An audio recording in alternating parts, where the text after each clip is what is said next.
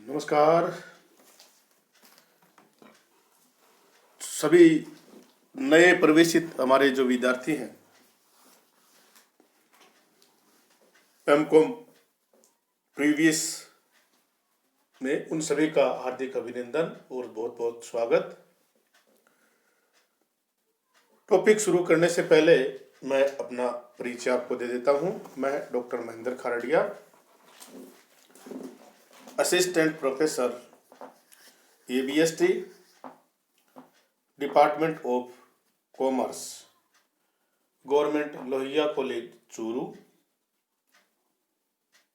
और आज हम जिस टॉपिक के बारे में आपसे चर्चा करेंगे उस टॉपिक का नाम है ह्यूमन रिसोर्स अकाउंटिंग, मानव संसाधन लेखांकन।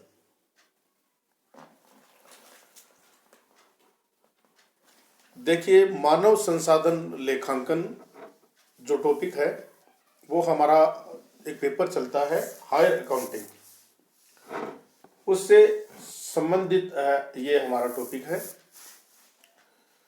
और बीकॉम भाग थर्ड में जो हमारा एक पेपर चलता था जिसका आपने अध्ययन भी किया है और उसका एग्जाम भी पास कर लिया है, कॉर्पोरेट अकाउंटिंग, उससे मिलता जुलता ये आपका टॉपिक है, वो पेपर है हायर अकाउंटिंग, उससे मिलता जुलता ये पेपर है हमारा हायर अकाउंटिंग कॉर्पोरेट अकाउंटिंग से। और आज हम इसी के एक चैप्टर ह्यूमन रिसोर्स अकाउंटिंग के बारे में आपसे डिस्कस करेंगे। इसका मीनिंग क्या है, इसके उद्देश्य क्या है और किन के लिए रखना अनिवार्य है, इन सब के बारे में डिस्कस अपना होगा। तो शुरू करते हैं। मानव संसाधन लेखांकन। संपूर्ण ब्रह्मांड में मानव ही सर्वोपरि है और ये बात आपको धर्म ग्रंथ बताते हैं। जब हम धर्म ग्रंथों का अध्ययन करते हैं तो इसमें ये बात लिखी हुई है कि जो संपूर्ण ब्रह्मांड है, पूरी कायनात है, उसमें मानव ही सबसे सर्वोपरि प्राणी है। और मानव की जो देह है, मानव की जो जीवन है वो बहुत ही दुर्बल है। आपने सुना भी होगा कि हमारे जो बुजुर्ग है वो आपसे बातचीत करते हैं तो बताते हैं कि आपने बहुत अच्छा कार्य किया है ताकि तभी आपको ये जीवन मिला है, तो इसको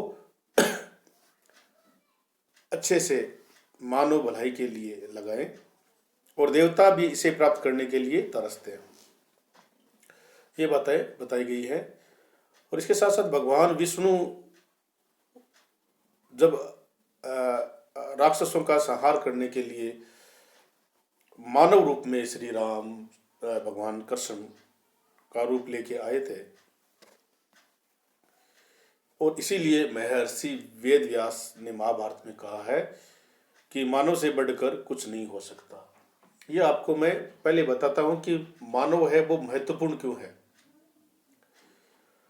और इसी क्रम में हम अपना जो इकोनॉमिक्स फील्ड है, आर्थिक जगत है, उसमें बात करें तो देखिए श्री जमशेद जी टाटा, नाम तो सुना ही होगा आपने, श्री घनश्याम दास जी बिड़ला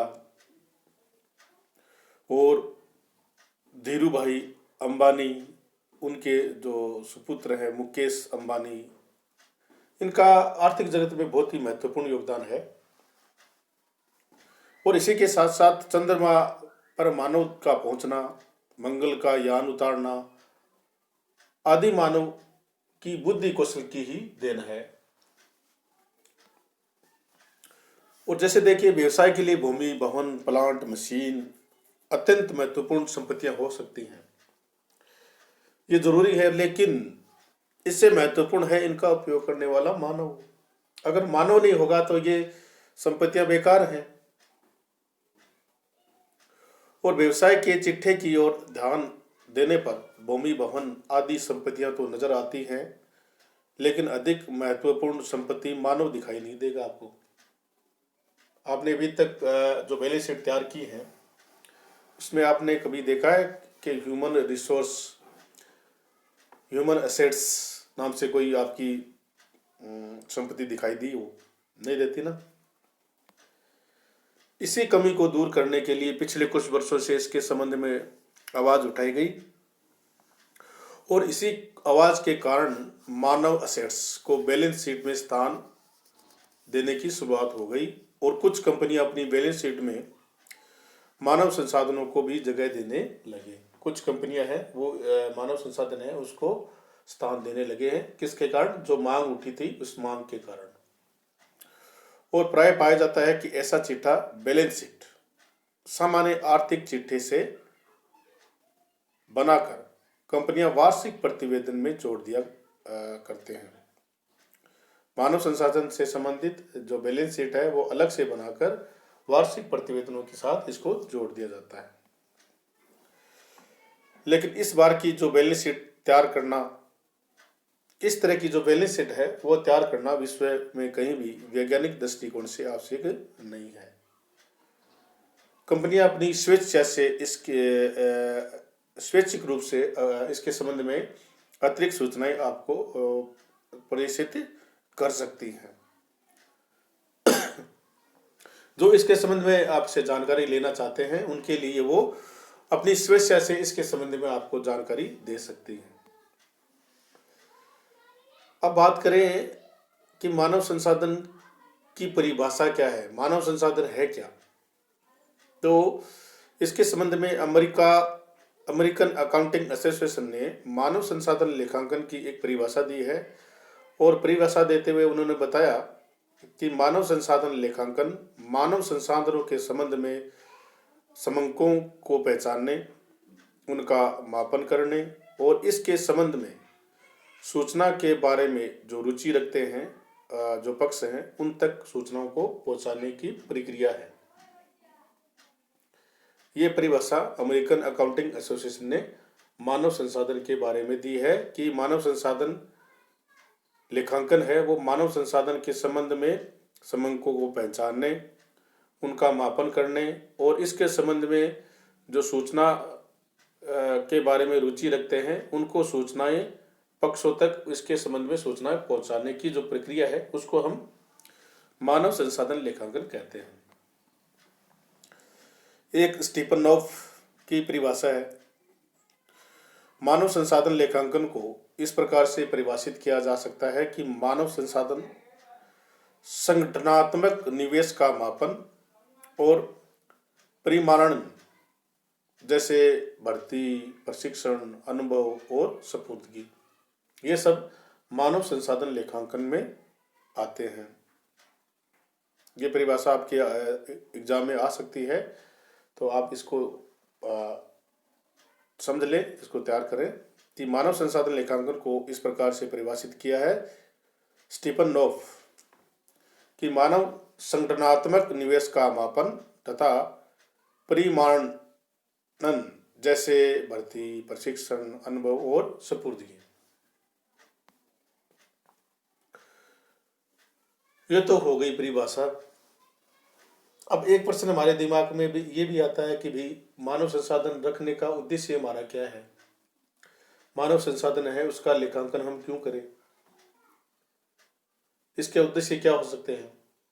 भाई भी कोई हम काम करते हैं तो उसका कुछ ना कुछ उद्देश्य तो होता ही है ना। तो मानव संसाधन के जो मुख्य उद्देश्य हैं वो है चार। नंबर 1 है मानव संसाधनों के संबंध में निर्णय। जो हमारे ह्यूमन रिसोर्स हैं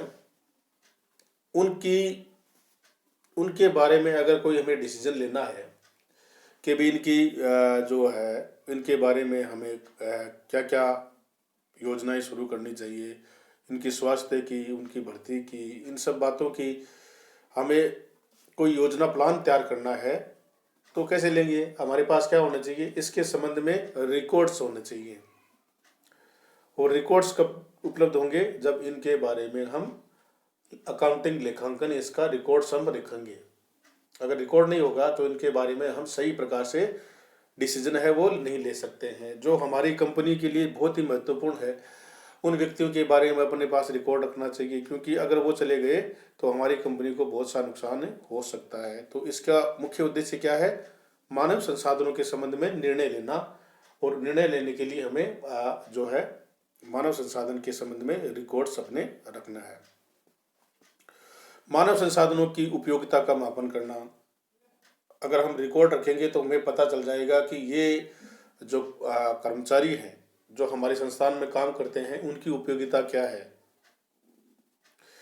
देखिए, एक दिन कोई कर्मचारी नहीं आता है तो आपको इसकी कमी महसूस होती है, क्योंकि वो उस फील्ड का ट्रेंड आदमी होता है। वो जो काम कर सकता है वो दूसरा कोई काम नहीं कर सकता।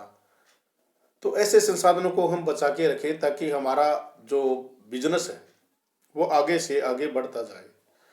तो दूसरा जो उद्देश्य पूरा होगा वो क्या होगा, मानव संसाधनों की उपयोगिता का मापन करना। और थर्ड है मानव संसाधनों की उपयोगिता की जांच करना। अब ये हमें पता कैसे चलेगा कि ये हमारे जो कर्मचारी है, मैनेजर है, हमारा डायरेक्टर्स है, वो सब हमारी कंपनी के लिए कौन कौन सा है, वो किस प्रकार से फायदा करते हैं, इसकी हमें जांच करनी होती है कि इसका हमें अगर हमने इनका वेतन बढ़ा दिया तो हमें वो किस प्रकार से हमारे बिजनेस में सहयोग कर सकते हैं। इसकी जांच हमें करनी होती है। और जांच करने के लिए हमें क्या चाहिए, रिकॉर्ड्स चाहिए, उनके बारे में सूचनाएं चाहिए।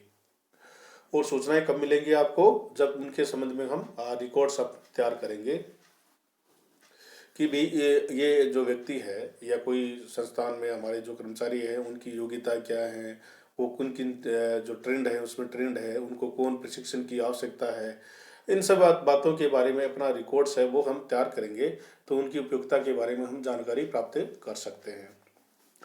और मानव संसाधन के मूल्य की जानकारी, मानव संसाधन की जो वैल्यू है, ह्यूमन रिसोर्स की जो वैल्यू है, उसके बारे में भी हम जानकारी प्राप्त करना चाहते हैं। तो इसके लिए हमें मानव संसाधन लेखांकन है वो तैयार करना होगा, उनके बारे में रिकॉर्ड्स है हम तैयार करना होगा।